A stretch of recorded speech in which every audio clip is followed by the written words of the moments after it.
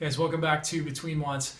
Today we're talking about a very strong correlation between what we are seeing in regards to pelvis alignment and how it affects the lumbar spine position. What we mean by that is the pelvis, which is comprised of this right ilium, the left ilium, the sacrum, or what most people call it the tailbone, as well as the pubic symphysis, which is sort of here in the front of the body. This is truly the foundation of your entire upper body. So the more level this is, the easier it is for this entire structure to be in a good position. It is very common that we see misalignment happen at one of these iliums, which we commonly see kind of this presentation, and obviously I'm exaggerating here, but just so you can tell. What ends up happening is this ilium will move up and inward in comparison to the tailbone. The tailbone will compensate and actually shift backward.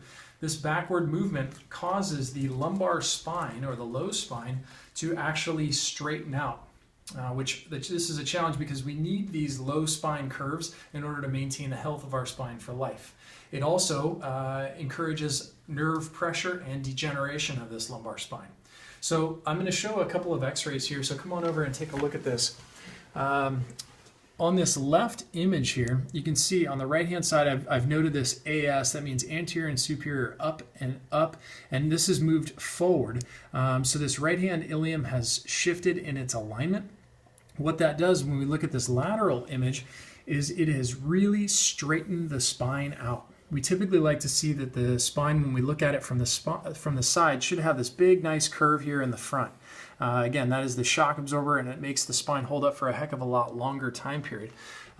What's interesting with this is it also changes the way that our pelvis and our leg position is, and that dictates changes in the way that we squat and move. So I'm going to bring up an x-ray here after just a second that's going to look at the spine from the side after some chiropractic care so you guys get an understanding. But before we do that, if the pelvis itself, this part, has shifted up and in, what we're going to see is because the femur connects directly to the pelvis, we'll see that the femur is going to rotate out laterally, which makes it so that in our squatting position, we'll see that one foot will be very much straight ahead. In comparison, we're going to have the other foot sort of pointing out at maybe a 45-degree angle.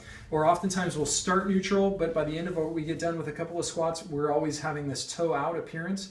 And what's challenging is we're always trying to focus on maybe lengthening the piriformis or some of these external rotators of the hip, but unfortunately we'll do that all day long, we'll mobilize it, but we never get any result. It's because there's actually a structural deviation that is causing this problem. So here's the cool thing. When we come in and take a look at this, this is a case that we worked on. I never touched the lumbar spine. All we did was adjust the ilium, and we started out here on this right hand side with a very straight up and down position here.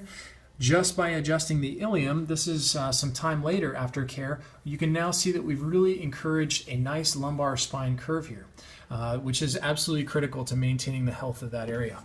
We also know that this person actually had a squat that was very much toe out. In fact, their entire gait pattern was very much almost like they were sort of waddling rather than sort of straight ahead gait pattern. We actually saw their foot flare be reduced as well. So if you guys are hitting sort of stone walls in your preparation for movement because you're having some of these issues, please make sure you're getting in and getting your local chiropractor to have you checked for some of these ilium or pelvis misalignments. I hope that this helps, guys. We'll see you next week.